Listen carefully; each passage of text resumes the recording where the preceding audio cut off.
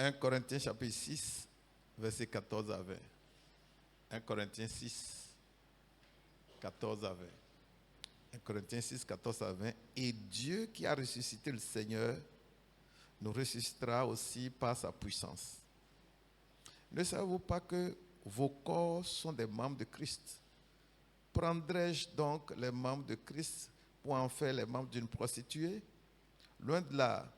Ne savez-vous pas que celui qui s'attache à la prostituée est un seul corps avec elle? Car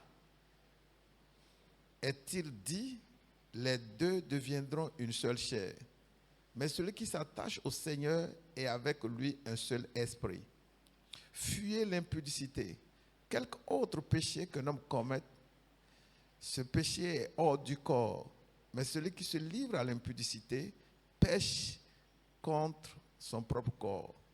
Ne savez-vous pas que votre corps est le temple du Saint-Esprit qui est en vous, que vous avez reçu de Dieu et que vous ne vous appartenez point à vous-même, car vous avez été rachetés à un grand prix.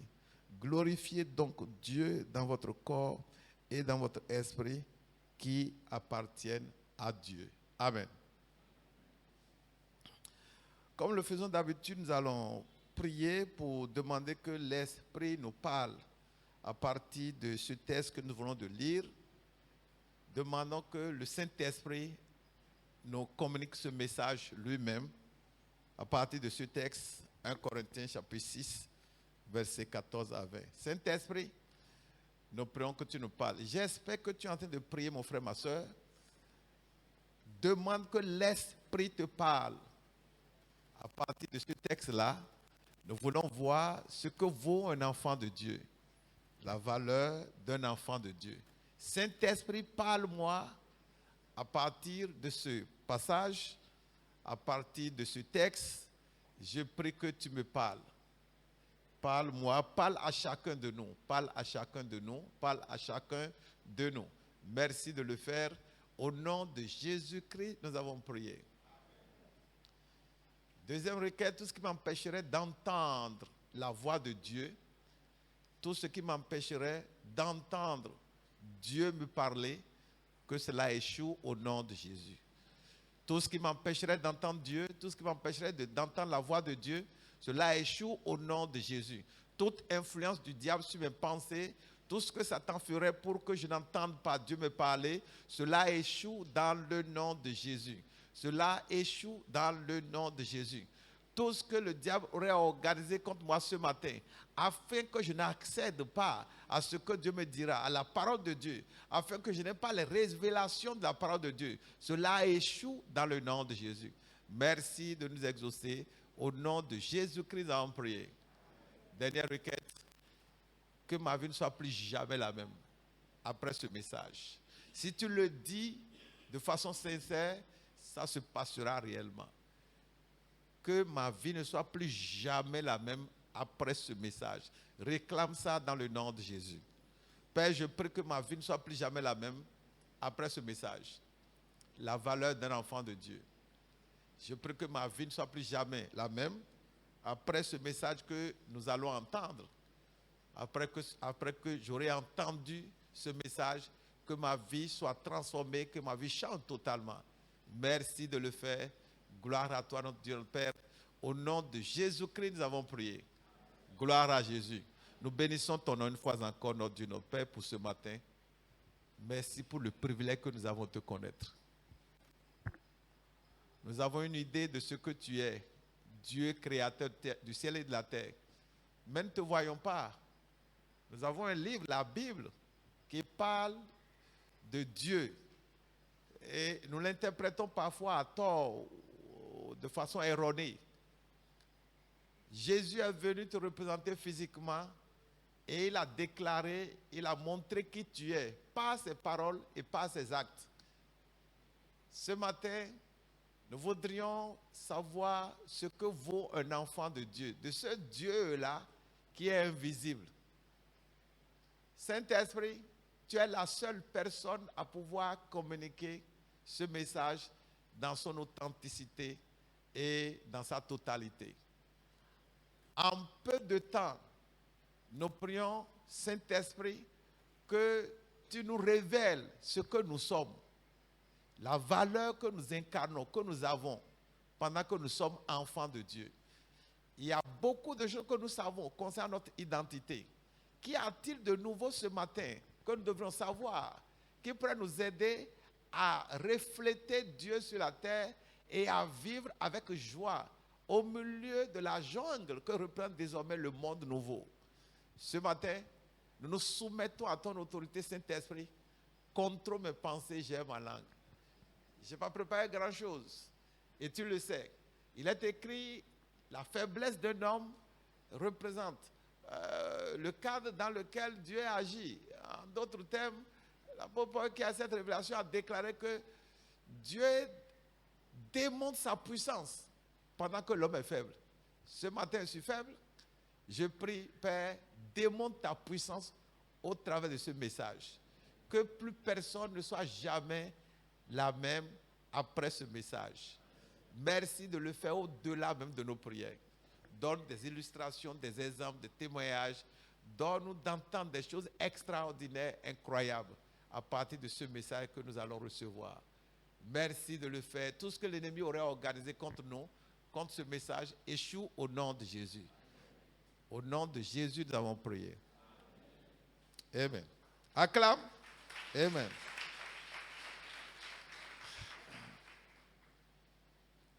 Gloire à Jésus.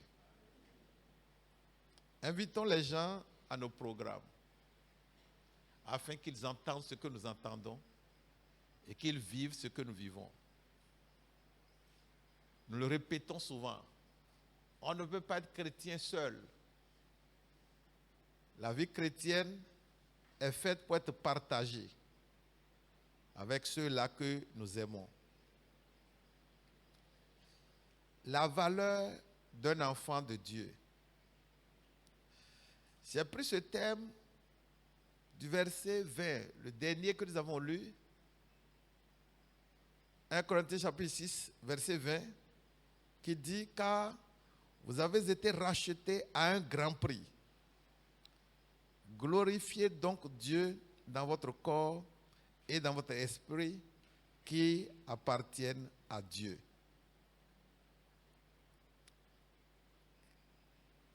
C'est quoi la valeur d'un enfant de Dieu? Qu'est-ce que c'est que la valeur d'un enfant de Dieu? Que vaut un enfant de Dieu? Quand on parle de valeur, on peut penser à beaucoup de choses. Et l'un des instruments de mesure de la valeur de quelque chose, qui est vulgaire, un instrument vulgaire, c'est le prix. Ce que quelqu'un vaut se mesure au prix auquel on l'achète.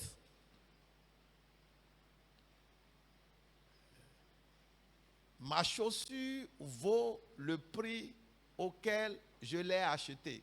Ma voiture vaut le prix auquel je l'ai achetée. Dans le texte que nous avons lu, ce verset 20 déclare, vous avez été rachetés à un grand prix.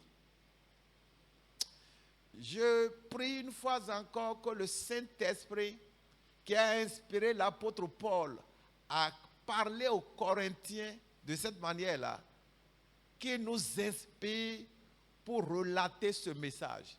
Ça veut dire que ce que Dieu a mis en lui, pour parler comme ça aux Corinthiens, que Dieu le mette en nous maintenant, afin que nous entendions exactement ce que l'Esprit a voulu dire, ce moment-là où Paul parlait. En remontant un peu, nous pourrions voir le contexte dans lequel l'apôtre Paul a fait cette déclaration-là, avant de revenir à cette question que nous avons posée. Les Corinthiens étaient un peu spéciaux. L'apôtre Paul a implanté beaucoup d'églises, mais l'église de Corinthe était une église un peu particulière. Corinthe était une ville cosmopolite, un peu comme Cotonou. Ça veut dire, c'est plusieurs peuples. C'est des citadins, c'est des gens modernes en leur temps.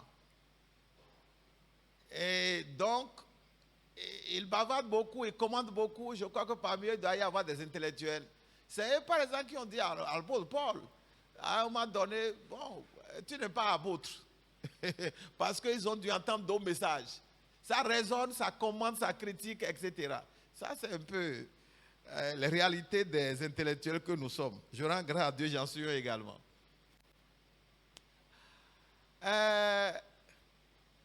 C'est eux, par exemple, qui ont demandé à l'apôtre Paul dans 1 Corinthiens chapitre 15. 1 Corinthiens chapitre 15, il dit, mais tu nous prêches que les morts vont ressusciter. Quand quelqu'un qui est mort il va ressusciter avec quel corps? C'est des raisonneurs. Maintenant, à part ça, là, les Corinthiens sont trop dans bêtises.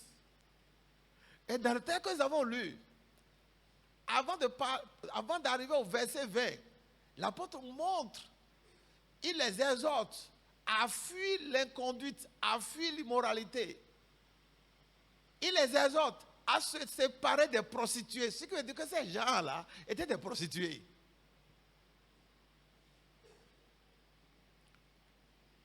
Et c'est après cela donc que l'apôtre leur dit, ou leur rappelle, qu'ils sont des gens de grande valeur. Ils ne peuvent pas avilir leur vie ou leur corps au point d'aller s'attacher à des prostituées, que c'est scandale. Et c'est là où, au verset 20, il dit, vous avez été rachetés à un grand prix. Qu'est-ce que la valeur d'un enfant de Dieu? Dans notre texte, dans ce que nous avons lu, de façon très simple, la valeur d'un enfant de Dieu en termes de prix est Christ lui-même. Est Christ lui-même. Chaque enfant de Dieu vaut Christ. Pourquoi je dis ça? Je dis ça simplement me référant au verset 20. Il dit, vous avez été rachetés à un grand prix. Ils ont été rachetés à un grand prix. Ça évoque quoi? Ça évoque simplement Christ qui a racheté les Corinthiens. Gloire à Jésus.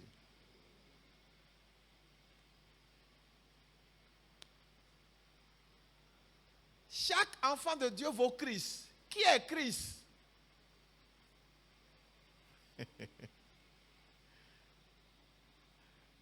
Je voudrais poser la question et demander quelques réponses. Alors, qui est Christ? Qui est Jésus-Christ? Quand nous parlons de Jésus, qui est Jésus? Qui est Christ? Pêle-mêle, quelqu'un peut-il essayer une réponse? Qui est Christ? Jésus dont tu nous parles, ou Jésus que tu adores, il est quoi? Qui est Christ? Oui, reste à ta place, dis-le. Il est quoi? Il est fils de Dieu. Il est Seigneur. Il est sauveur, c'est ça? Il est Seigneur, il est sauveur. Ok, qui d'autre? Il est fils de Dieu, il est Seigneur, il est sauveur. Qui est Christ? Il est roi. Qui est Christ? Il est le Messie. Qui est Christ? Il est le pain de vie. Qui est Christ? Le quoi? Le mystère de Dieu. Qui est Christ? Le berger. Qui est Christ? L'agneau de Dieu. La vérité. Qui est Christ? Le conseiller. Qui est Christ? Il est quoi?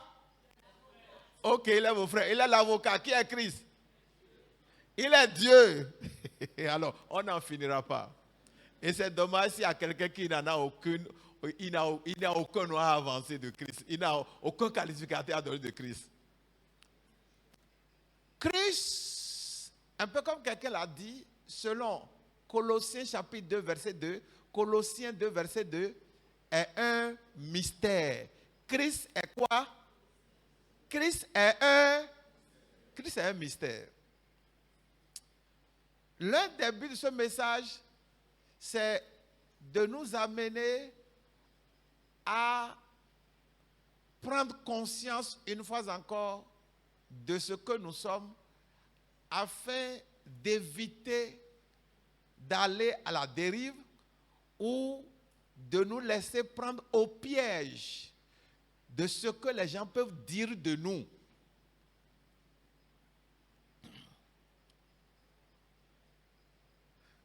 le diable travaille généralement pour empêcher que les enfants de Dieu sachent qui ils sont. Vous serez d'accord avec moi qu'humainement parlant, nous ne regardons pas nos valeurs directement, spontanément, par rapport à Christ, mais par rapport à nous-mêmes ou par rapport aux hommes. Et même, sans rien inventer, et vous serez également d'accord avec moi dans une certaine mesure, nous avons souvent les mêmes critères d'évaluation, les mêmes critères de détermination ou de définition de nos valeurs que ceux-là qui sont dans le monde. Par exemple, je pourrais regarder quelqu'un qui vient avec une grande voiture comme supérieur à moi parce que je n'ai même pas de bicyclette. Je vais le considérer qu'il a plus de quoi que moi. Il a plus de quoi? Il a plus de valeur que moi. S'il est mon petit frère, il arrive, il gare la voiture, je vais me lever pour le saluer. Je regarderai quelqu'un qui allait à l'école et qui a fait une grande université comme quelqu'un qui a plus de valeur que moi lorsque je n'ai même pas fait l'école primaire. Je regarderai quelqu'un qui a fêté ses 10 milliards à la fin de l'année dernière et j'ai appris ça dans les journaux. Je le regarderai avec beaucoup d'admiration et je me demanderai pourquoi moi j'ai ces problèmes pendant que quelqu'un fête 10 milliards, il fête ces 10 milliards de dollars. Et moi, je ne parviens même pas à payer mon loyer de 20 000 francs CFA. Et je peux dire. Alors, l'une des conséquences de ces manières, ce style de vie, c'est la confusion dans laquelle nous vivons. Ça veut dire que parfois ou souvent, nous avons des soucis inutiles. Pourquoi? Parce que nous abordons les réalités de la vie autrement que nous devons les aborder selon la Bible. Lorsqu'une femme est dans une église comme celle-ci où nous écoutons un message comme celui-ci et son mari est un grand monsieur quelque part et qui sort avec des femmes et qui ne cache même pas. La femme est au courant de ça. La femme cherche à lui parler de ça et dit, regardez-moi ça. Ça doit être pour toi un grand honneur que d'avoir quelqu'un comme moi, comme mari. Tu vas te réjouir même aller publier ça à la télévision. Il est dans bêtise, mais il trouve des arguments, il bavarde, il ne cache pas ces bêtises-là. Pourquoi? Parce qu'il estime qu'il a plus de valeur que cette femme-là qui vient à l'église, qui a reçu Christ. Va dire à ton pasteur, dis-lui que prochainement, là, il me verra à son église. Et je vais lui poser des questions, par rapport à ce qu'il t'enseigne. Tu es allé à l'école tu as même fait l'université et tu es incapable de parler bien français. Elle dit, il sort n'importe quoi, rien que pour frustrer la dame et pour mépriser sa vie chrétienne. Chaque fois, c'est la prière. L'autre fois même, tu es resté ici 3 jours, tu n'as rien mangé. Tu mourras seulement. Le jour où tu mourras, je ne vais même pas t'enterrer. Tes parents viendront le chercher. Et quand ça se passe comme ça, lorsque nous n'avons pas ce message, nous sommes confus. Qu'est-ce que les gens disent de toi? Comment est-ce qu'ils te prennent? Qu'est-ce que tu dis de toi-même dans tes pensées? Alors, l'un des buts donc de ce message, c'est de nous ramener à la vérité de la Bible. Ce que Dieu dit de nous par rapport à notre valeur. La valeur d'un enfant de Dieu se trouve en Christ. Chaque enfant de Dieu vaut Christ parce qu'il a été racheté au prix de Christ. Ça signifie quoi? Dieu a voulu acheter les hommes, chaque homme, et pour acheter chaque homme, il devait payer un prix. Et le prix qu'il a payé, c'est la vie de toute une personne. Amen. Alléluia. Gloire à Jésus. Ce message est simple et permanent. Et il peut ne rien dire à quelqu'un ici. Et pourtant, c'est là où se trouve sa solution.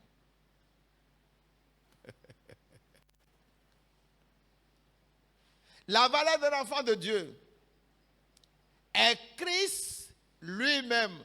Donc, pour connaître ma valeur en tant qu'enfant de Dieu, il faut que je connaisse Christ.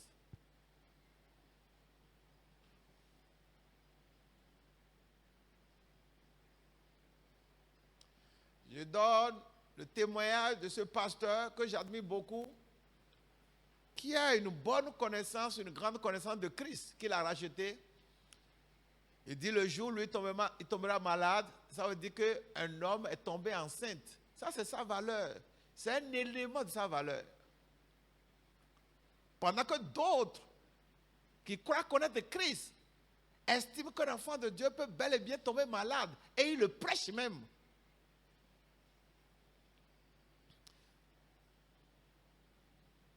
L'apôtre Paul était scandalisé en constatant que les Corinthiens ne connaissaient pas leur valeur. Il était scandalisé en apprenant que les Corinthiens sortaient avec les prostituées. L'une des conséquences de cette valeur dont nous parlons, qui est Christ lui-même, c'est que lorsque j'ai reçu Christ, je ne peux pas m'abaisser au niveau des gens sans valeur. Et les gens qui auraient la valeur que j'ai, c'est forcément ceux-là qui ont Christ comme moi. Ça signifie quoi? Ça signifie qu'en tant qu'enfant de Dieu, je ne peux pas épouser un païen ou une païenne.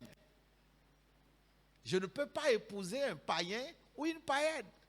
Il y a un déséquilibre. Les princes épousent les princesses.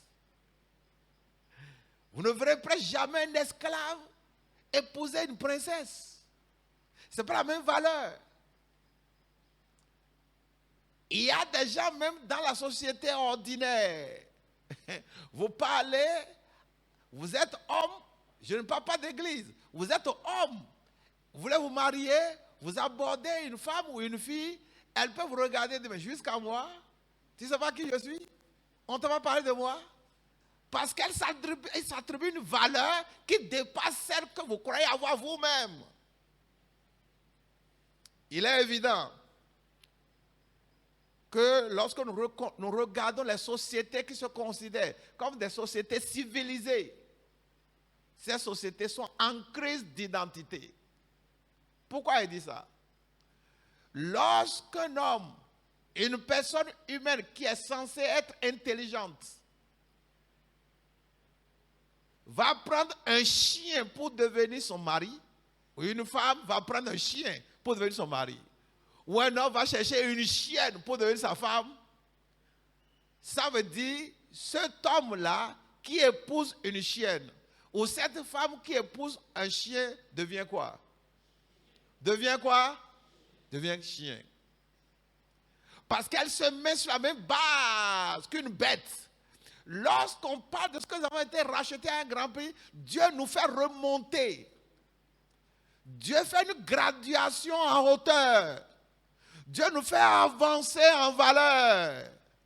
Et lorsque j'épouse une chienne, je me rétrograde, je me dégrade en valeur. C'est la bassesse et c'est scandale aux yeux de Dieu. Et bien évidemment, un peu comme l'a dit tout à l'heure, lorsque je suis jeune, je veux marier et je décide d'aller épouser un païen, un musulman ou une musulmane. Je fais la même chose. La dégradation. Je ne connais pas ma valeur. Celui qui a reçu Christ, sa valeur est Christ lui-même. Et quelqu'un qui n'a pas reçu Christ est purement humain. Il est simplement un homme. Mais celui qui a reçu Christ, et donc Christ a la valeur, devient Dieu. Quand en tant qu'enfant de Dieu, je vais aller vers un païen, je cherche à épouser une païenne, et peut-être que Dieu parle à quelqu'un ici, ou Dieu parle à une soeur, ou Dieu parle à un frère. Quand je le fais, je me dégrade.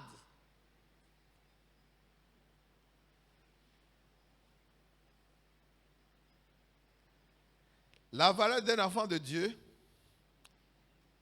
est Dieu lui-même. La valeur d'un enfant de Dieu est Jésus, celui par qui cet enfant de Dieu a été racheté.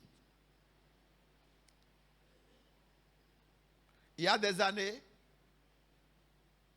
nous avons fait un séminaire un peu avec ce thème-là, mais on l'a intitulé autrement, directement, séminaire qui a poursuivi l'identité. Il y a un frère qui est ici, le frère Achille, qui est l'un des techniciens de son, qui s'est tellement en train d'écouter ça. C'est l'une des raisons pour lesquelles il est dans cette église. Il a entendu une révélation forte qui l'a marqué à vie et qui a dû changer ses perspectives. Nous avons déclaré qu'en tant qu'enfant de Dieu, nous ne pouvons pas rester bas et qu'un avion ne peut pas naviguer dans les vents. Un avion n'est pas du Zémidjan qui se balade dans les vents. Pour montrer la valeur que Dieu nous attribue lorsque nous sommes véritablement enfants de Dieu. Lorsqu'on prend des espèces, quand on prend les oiseaux par exemple, dans les espèces d'oiseaux, il y a un oiseau qu'on appelle l'aigle. Il est oiseau, mais d'une autre espèce. Nous sommes hommes, nous sommes femmes. On nous voit physiquement avec 2 pieds, une tête, mais nous sommes d'une autre espèce. Notre valeur est totalement autre chose. Mais nous nous regardons comme les autres, comme des hommes. Et il y a cette histoire de l'aigle. Il y a certaines personnes probablement qui pourraient connaître ça ici. Il y a un œuf d'aigle qui s'est retrouvé mélangé avec des œufs de poulet ou des œufs de poussin. Et c'est arrivé à maturité, les œufs sont cassés et puis les baies sont sorties, les poings sont sortis et le petit aigle aussi est sorti. Mais mélangé avec qui? Avec qui? Nous sommes mélangés aux hommes, même nous ne sommes pas de la même espèce. Tu ne peux pas pleurer comme les autres. Et malheureusement, c'est ce que nous faisons. Tu ne peux pas te plaindre comme les autres. Malheureusement, c'est ce que nous faisons. Tu ne peux pas te regarder comme les autres se regardent. Et il y a des enfants de Dieu qui vont même se plaindre auprès des païens. Et après, les païens les narguent.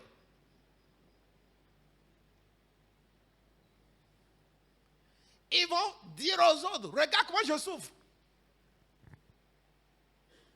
Et parfois, les autres leur font des propositions. Les œufs sont devenus poussins au petit aigle, etc. Et maintenant, le petit aigle était tout le temps avec ses poussins. Jusqu'à ce qu'ils ont commencé à pousser ensemble des ailes. À pousser des ailes. L'aigle a commencé à pousser des ailes, à grandir. Et la manière dont il évoluait était différente de celle dont les poussins évoluaient. La manière dont tu évolues sera différente de celle dont les autres hommes évolueront. Ah, je te dis la vérité. Je ne suis pas dans le même couloir de course avec les païens. J'ai mon chemin à part, mais il est invisible. Et là, je parle sincère. Je ne suis pas sur la même piste de course avec les païens. Il y a un frère, est-ce que c'est un frère, un collègue? On en fait de la 6e en 3e. Et puis, bon, moi j'ai trouvé mon chemin pour continuer ailleurs. Je devais aller faire le lycée Béanzin et en seconde ST à l'époque. Ça, c'est série C d'aujourd'hui. Et ça, je devais faire. Maintenant, j'ai passé le concours DG et puis je me suis retrouvé au complexe polytechnique. Alors, ce frère, il l'a laissé il y a longtemps, ce collègue, il l'a laissé. Il était très brillant aussi. Je l'ai laissé il y a très longtemps. Et maintenant, il m'a appelé récemment, il avait déjà fait une fois. Il est venu, je l'ai accueilli avec beaucoup de considération. Il a commencé à raconter des histoires. Je ne sais pas dans quelle église il s'est retrouvé avec des bizarreries. En questionnant ma foi, il a dû apprendre que je suis pasteur Et il cherchait à contester le message que je prêchais. Mais qui a envoyé cet homme-là? Je le respectais beaucoup, c'est un ancien collègue. J'ai eu la grâce d'aller plus vite que lui finalement. Il s'est retrouvé en arrière, derrière. Et puis, l'affaire s'est arrêtée là à l'époque. Et il y a quelques jours, il prend mon numéro auprès d'un frère. Il m'appelle encore. Et je demande à ma femme de prendre. Ma femme prend. Et qu'elle lui dit, bon, on s'est vu il y a longtemps. Et il voudrait me revoir pour qu'on échange. On va échanger de quoi? Tu échanges de quoi? Qu'est-ce que tu échanges avec ceux-là qui ne sont pas la même espèce que toi? Vous n'êtes pas sur le même couloir de course. Vous ne pouvez pas parler le même langage. Les Corinthiens s'associaient aux prostituées. L'apôtre Paul était scandalisé. Dieu parle à quelqu'un maintenant. Tu noues tes relations spéciales avec qui?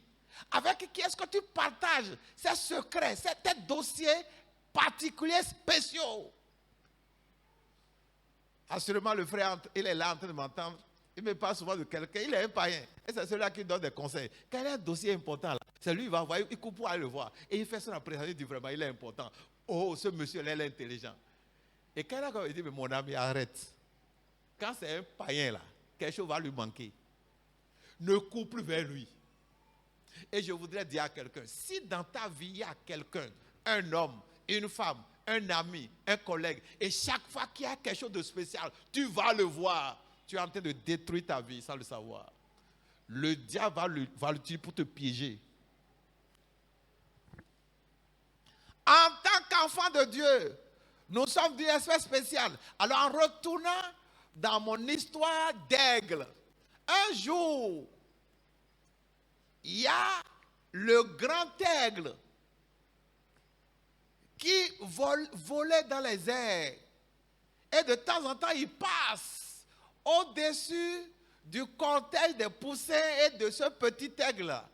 Et le petit aigle semble regarder et a l'inspiration qu'il y a un lien entre lui et quoi? Il y a un lien entre toi et le grand aigle. Le grand aigle s'écrit, Jésus est notre grand aigle. Il y a un lien entre lui et qui? Et nous. Le petit aigle a commencé par avoir des aspirations, des inspirations, et ses ailes qui se sont formées entre-temps ont commencé par se lever, et l'aigle a commencé par, et un jour, bim, il a quitté le contingent des poussins et s'est retrouvé avec le grand aigle. Quitte le contingent des poussins et associe-toi au grand aigle. C'est là où se trouve ton identité. Ça veut dire quoi? Ce que je viens de dire là. Ça parle de ta vision. Quelle vision as-tu pendant que ta valeur est déterminée par Christ? Comment est-ce que tu penses? Comment est-ce que tu réfléchis? Qu'est-ce qui t'attire? Il y a des gens qui reculent dans leur vision. Je suis un pasteur hier, je le suis de temps en temps d'ailleurs, ou bien plutôt souvent, en parlant justement de la manière dont nous devons progresser dans la vie et demander ou prier, formuler nos requêtes. Et il a mis sous une seule forme, ou sous un seul nom, un seul mot, une seule phrase. Ne limitons pas Dieu. Et je dis à quelqu'un ce matin, cesse de limiter Dieu. Ta valeur est en Christ, ta valeur est en Dieu et ta valeur est Dieu lui-même.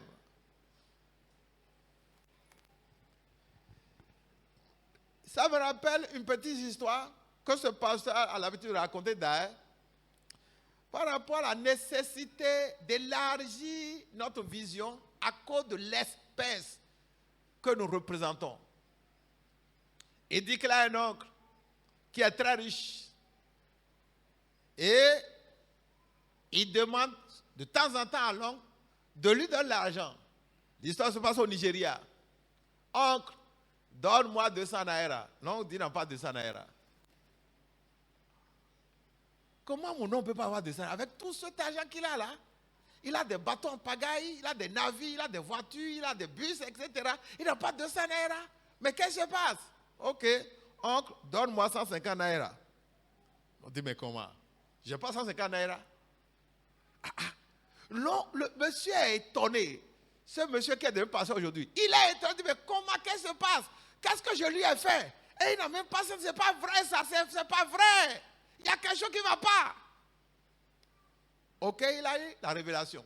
Je prie que ce message te communique la révélation au nom de Jésus. Il a eu la révélation, il a dit, oncle, donne-moi 10 naira. Je ne sais plus combien il a demandé. Il a remonté. Il a relevé la barre. Donne-moi 20 naira. Non, Dieu, hein? Comment tu peux me demander 200 naira? Je ne suis pas à cette valeur-là. C'est maintenant que tu as parlé. Dieu ne s'intéresse pas à nos petites choses. Dieu sait qui nous sommes. Nous sommes de son rang. Je suis du rang de qui? Je suis du rang de Dieu. L'aigle est du rang de qui? L'aigle est du rang de qui? L'aigle est du rang de l'aigle. Les hommes sont du rang des hommes. Nous, les enfants de Dieu, nous sommes du rang de qui? De Dieu. Je dis souvent, je le répète encore ce matin, je ne finirai pas ma vie comme ça. Quel que soit ce que tu fais dans la vie, cherche à rester dans ta valeur d'enfant de Dieu. Cherche à rester dans ton espèce d'enfant de Dieu. Cherche à rester dans ton identité d'enfant de Dieu. Dans n'importe quel domaine où tu opères. Gloire à Jésus. Dans n'importe quel domaine où tu fonctionnes, laisse tes pensées s'étendre. Laisse tes pensées être contrôlées par ton identité, par ta valeur, qui n'est pas déterminée par les hommes. Les hommes ne représentent pas le baromètre de mesure de ta valeur. Le baromètre de mesure de ta valeur, c'est Christ lui-même. Et Christ est le mystère de Dieu. Ce message m'encourage et me donne de l'espoir. Je ne finirai jamais ma vie comme ça. Ne t'inquiète pas de ceux-là qui t'ont dépassé. Quelqu'un a prêché récemment, il a donné une parole de connaissance et je crois que c'est pour moi-même. Il dit, et ça quand c'est parole de connaissance, c'est l'Esprit qui parle. Il dit, ceux qui t'ont vu très loin d'eux, ça veut dire que quand ils te regardent dans le rétroviseur, tu es comment? Tu es comment? Tu es derrière eux, très loin. Ils t'ont dépassé quoi? Et tu es trop loin d'eux et ils sont trop loin de toi. Quand tu les regardes, tu te dis, mais qu'est-ce qui m'est arrivé? Qu'est-ce qui m'est arrivé dans ma vie? Pourquoi ça là? Regardez tel, regardez tel, regardez tel. Et moi je suis encore là. Cette parole de connaissance a été donnée. Je l'ai saisie par rapport à moi-même. Et je la partage avec toi et ça deviendra ta réalité au nom de Jésus. Maintenant, la suite c'est quoi? L'Esprit a dit, et l'Esprit dit ce matin à quelqu'un, ceux-là qui se voient très loin de toi et ils se voient très en avant. Tu es totalement arriéré. Les circonstances sont produites dans ta vie et tu t'es retrouvé très loin. L'Esprit dit, l'inverse se passera. Tu te retrouveras très loin devant eux. Ça, c'est la vérité. Ceux qui t'ont dépassé et la distance entre toi et eux est tellement grande au point où quel que soit l'effort que tu feras, tu ne peux jamais les rattraper. Ce matin, non seulement tu les rattraperas, tu les dépasseras. Et quand ils vont s'asseoir, ils vont constater que c'est à eux que quelque chose de négatif est arrivé. Ils se verront désormais très loin de toi, pendant que tu seras devant eux très loin en avant. Que quelqu'un dise Dieu est bon. Que quelqu'un dise Dieu est bon. Je vous dis la vérité. Je vous dis la vérité. En quoi est-ce que c'est possible? Cela est possible lorsque nous manifestons notre identité. Regardez le petit aigle mélangé au poussin. Qu'est-ce qu'il a fait voler? Qu'est-ce qu'il a fait voler? Qu'est-ce qu'il a fait voler? Première chose, la conscience de son espèce. La conscience de son identité. Ça, c'est la première chose. La deuxième chose, la présence des réalités liées à son identité. Je peux être conscient de mon identité sans avoir les réalités liées à mon identité. Quelqu'un peut désirer quelque chose sans avoir ce qu'il faut pour manifester ces choses. Lorsque nous avons la conscience de notre identité, c'est dans nos pensées. L'aigle ne réfléchit pas parce que c'est une bête. Il peut avoir des instincts. Il ne réfléchit pas. Mais l'aigle, même quand il était petit, il s'est développé des ailes. Il a eu des ailes. Et ces ailes-là représentent ce que j'appelle les réalités de son identité. En toi se trouvent les réalités de ton identité. L'apôtre Paul dit, vous avez été rachetés à un grand prix. Et nous disons que la valeur d'un enfant de Dieu est Christ lui-même. Mais la conséquence c'est quoi? La conséquence c'est qu'en nous se trouve une réalité qui nous permet de manifester cette identité et de vivre cette valeur. Et cette réalité qui est en nous, c'est le Saint-Esprit. Le verset 20. Vous avez été rachetés à un grand prix. Votre corps est le temple de quoi? Votre corps est le temple de quoi? Votre corps est le temple du Saint-Esprit. L'apôtre dit aux Corinthiens, ne savez-vous pas? Ça veut dire avec l'ignorance. Est-ce que tu sais qu'en toi, il y a le Saint-Esprit? Et c'est plus qui a prêché ce message ici. Ça, c'est l'une de nos sœurs. En toi se trouve le Saint-Esprit. Je crois que c'est notre prédicatrice. Elle est derrière ici. Je la vois d'ici. Gloire à Jésus. Un grand message. En moi se trouve quoi? Dis avec moi. En moi se trouve le Saint-Esprit. En moi se trouve le Saint-Esprit. En moi se trouve le Saint-Esprit. Et le Saint-Esprit qui est en toi te permet de manifester ton identité. Ça veut dire quoi? Pour que l'aigle quitte les poussins, ce n'est pas simplement parce qu'il était mélangé aux poussins. Il a quitté les poussins parce qu'il avait quelque chose que les poussins n'avaient pas. Les poussins ont beau le regarder s'envoler, ils ne peuvent pas le suivre. Les païens ont beau te voir faire ceci ou faire cela, ils ont beau te voir accomplir ci, accomplir ça, ils ne peuvent pas le faire. Ils ne peuvent pas le faire. Le jour où ils le font, ça veut dire qu'ils sont devenus comme toi. Et désormais, ils ont la même valeur. Et pour avoir cette valeur, ça veut dire qu'ils ont reçu Christ. Le gros problème, vous pouvez le deviner. Ne laissons pas le Saint-Esprit fonctionner en nous. Nous comptons sur nos forces. Je veux faire un commerce, je regarde ce dont je regarde les moyens que j'ai. Je veux faire un commerce et il faut 1 milliard. Je regarde combien j'ai et je constate que je n'ai pas 1 milliard. Alors qu'est-ce qu'il faut? Je ne peux pas comment? Je ne peux pas faire ça. C'est le problème que nous avons. N'oublions pas ce qu'il a dit. La première chose qui nous permet de manifester notre identité, ce qui a permis à l'aigle. L'aigle n'est pas une bête, mais c'est mal de parler. La conscience, dans mes pensées là, les messages que tu entends doivent forger en toi une conscience. Il y a une conscience appropriée à la manifestation de ton identité. Tant que tu ne l'as pas, personne ne peut te forcer. Même si on t'en donne l'occasion, puisque tu ne sais pas, tu peux accompagner ça. Conscience. La deuxième chose, la présence des réalités liées à cette identité. C'est ça les ailes de l'aigle. Et pour toi, c'est le Saint-Esprit en toi. On voit les aigles, mais contrairement à ça là, on ne voit pas le Saint-Esprit. On peut voir les aigles naturellement. Et c'est ça notre problème. Nous voulons voir le Saint-Esprit pour être sûr qu'il est en nous. Non, tu ne verras pas. Mais il est comment? Il est en toi. Le Saint-Esprit est en toi. Et c'est ce Saint-Esprit, une fois encore, qui te permet de faire ce que les autres ne peuvent pas faire. Que quelqu'un dise Amen. Amen. Tu veux faire un commerce et il faut 1 milliard. D'office, tu dis que c'est impossible. Pourquoi tu dis que c'est impossible? Tu dis impossible, pourquoi? Tu dis impossible parce que tu constates que tu n'as pas les ailes pour ça. Tu es un poussin.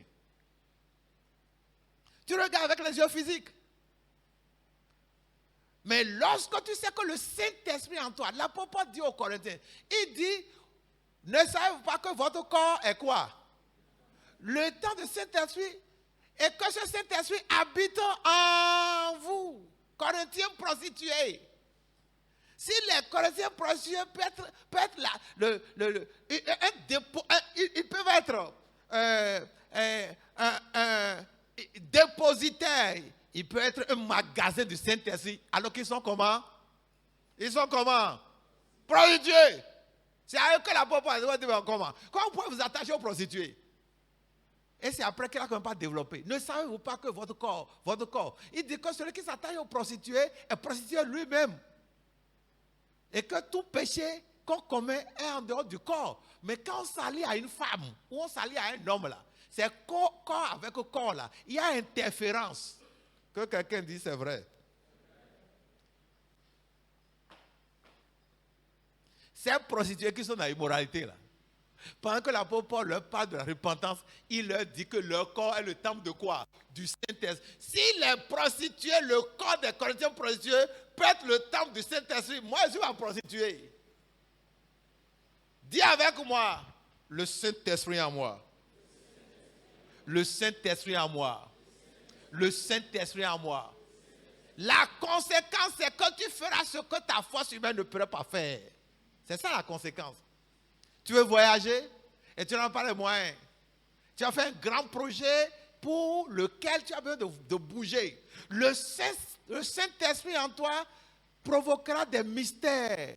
C'est ça qu'on appelle miracle. Le Saint-Esprit en toi va provoquer des situations bizarres. Et tu te retrouveras dans ton voyage. Il y a une jeune fille qui était en train de rassembler de l'argent, d'économiser de l'argent pour aller à Londres. Une jeune fille. Elle voulait aller à Londres. Je ne sais pas pourquoi. Mais il fallait beaucoup d'argent pour un billet d'avion. Et pendant qu'elle faisait ça, l'Esprit Saint lui a dit, le Saint-Esprit lui a dit, l'argent, elle va le remettre au pasteur. Je ne dis pas ça pour que quelqu'un vienne me remettre son argent. Que quelqu'un dise Amen. L'Esprit lui a dit. Qui lui a dit? L'Esprit te dira quelque chose. Laissons l'Esprit nous parler. Je vous dis la vérité. C'est le groupe que nous avons. L'aigle s'est envolé parce que les ailes étaient sur lui. Nous, nos ailes là sont intérieures. Les ailes de l'aigle sont extérieures. Nous, nos ailes sont où? Nos ailes sont où? À l'intérieur, c'est le Saint-Esprit. Le Saint-Esprit est réel. Il nous porte. Il va t'amener là où tes pieds ne peuvent jamais aller eux-mêmes. Il va t'amener là où ton argent ne peut pas t'amener. Il va t'amener là où ton intelligence ne peut pas t'amener. Il va t'amener là où tes parents ne peuvent jamais t'amener. Le Saint-Esprit. Le Saint-Esprit est Dieu lui-même. Alors cette fille-là devait voyager, elle n'avait pas l'argent. Elle n'a que pas rassemblé. Et elle rassemble un montant important. Et l'Esprit lui dit, le Saint-Esprit lui dit, va remettre ça au pasteur. Ça c'est le Saint-Esprit. Il ne dira pas ça au païen. Elle a obéi, elle a remis l'argent au pasteur. Le pasteur avait prié déjà pour un problème. Il voulait régler un problème de, je ne sais pas, acheter quelque chose, n'avait pas l'argent. C'était un pasteur propre. Il a prié et il est allé à l'église. Ouais, il était dans son bureau. Et Dieu a envoyé cette fille-là. Il a envoyé cette fille pour dire, pasteur, l'Esprit de Dieu, Dieu m'a demandé, le Seigneur m'a demandé de remettre l'argent. Ah, le Seigneur te parle à toi? Une petite fille comme ça là. L'autre c'était un grand pasteur. Le Saint-Esprit qui est dans le grand pasteur se trouve également dans la petite fille. Le Saint-Esprit n'a pas d'âge. Le Saint-Esprit n'a pas de taille. Le Saint-Esprit n'a pas de degré. Le Saint-Esprit n'a pas d'année. Le Saint-Esprit est le Saint-Esprit. Il est le même partout. Le pasteur a pris l'argent et a ouvert l'enveloppe et a compté. C'est exactement ce dont il avait besoin. Ça c'est qui ça? Ça, c'est le Saint-Esprit. Le pasteur était étonné. Donc, Dieu a parlé à cette fille-là. La petite fille comme ça, là. Rassure-toi, le Saint-Esprit qui est en toi te parlera. Le Saint-Esprit qui est dans le pasteur pour opérer des miracles, c'est encore lui qui est en toi. Sois confiant. Il n'y a pas de Saint-Esprit. Le Saint-Esprit dont l'apôtre Paul parle là, pour les Corinthiens, c'est également ça qui est à toi. Et qu'est-ce qui s'est passé? Quand la fille est retournée, elle avait une amie. Et l'amie avait des parents riches. L'amie est fille, bien sûr. Et l'amie a dit à ses parents, parce que les parents veulent voyager, aller à Londres. Avec leur fille, qui est l'amie de notre amie, notre jeune fille. Et l'ami qui devait voyager là, ou l'ami qui a des parents riches là, quelque chose lui est arrivé. Que quelqu'un dise le Saint-Esprit. Que quelqu'un dise le Saint-Esprit. Quelque chose est arrivé à cette fille dont les parents étaient riches. De façon forte, la chose lui a dit, tu ne voyageras pas sans ton ami là. Va la voir. Il faut qu'elle aille dans le voyage avec toi. Vous allez acheter son billet d'avion, dis ça à tes parents, ils vont prendre soin d'elle en toutes choses. Elle aimait son ami. Elle a couru pour aller dire à l'autre, est-ce que tu es intéressé à un voyage? L'Esprit te surprendra au nom de Dieu. Laissons le Saint-Esprit. Laissons le Saint-Esprit. Il y a des gens qui se découragent parce qu'on a prié pour fiançailles, aucune fiancée n'est apparue. Il y a une soeur que je ne vois plus tellement dans le programme. Elle était tout le temps assistée au programme. Son âge avançait et je sais qu'elle prie pour fiancée. Je lui ai demandé d'aller jeûner. Elle a jeûné. Je l'ai revue. La peur n'est pas venue. Rien. Aujourd'hui, là, j'ai caqué les yeux avant de la voir. Je ne la vois même pas. C'est le problème que nous avons. C'est le problème que nous avons. Le Saint-Esprit n'échoue jamais. Le Saint-Esprit n'échoue jamais. Mais le problème, sois conscient de la présence du Saint-Esprit. L'apôtre Paul a dit aux Corinthiens, ne savez-vous pas que votre corps est le temple du Saint-Esprit? La deuxième chose, ce n'est pas toi qui agiras, c'est le Saint-Esprit qui agira. Finalement, cette fille qui a laissé son argent, l'économie qu'elle a faite là, qui a déposé ça au pasteur, elle a voyagé, elle est à Londres sans rien payer. Bien au contraire, elle a été entretenue à gros frais, au-delà de ce qu'elle devait payer. Si elle prenait l'argent qu'elle avait économisé, ça ne lui permettrait jamais d'effectuer ce voyage dans les conditions où elle l'a effectué. Parce qu'elle a obéi au Saint-Esprit qui était en elle. La valeur d'un enfant de Dieu. Cette valeur-là vient de Christ lui-même. Elle équivaut à Christ. La conséquence de ça, c'est quoi? Première chose, le Saint-Esprit est en nous et le Saint-Esprit nous amène à manifester cette identité. Le Saint-Esprit nous amène à manifester cette valeur. Et à cause de cela, je ne me regarderai plus comme étant quelqu'un limité à mon intelligence, limité à mes ressources financières, limité à mes relations, limité à mes capacités, limité à mes héritages, limité par des conditions sociales, limité à mon niveau intellectuel. Non, je me regarderai comme un enfant de Dieu, je me regarderai comme quelqu'un en qui se trouve le Saint-Esprit, je me regarderai comme quelqu'un qui accomplira ce qu'aucun homme ne pourra jamais accomplir. Parce que je suis de l'espèce de l'aigle, je suis de l'espèce de Dieu. Amen.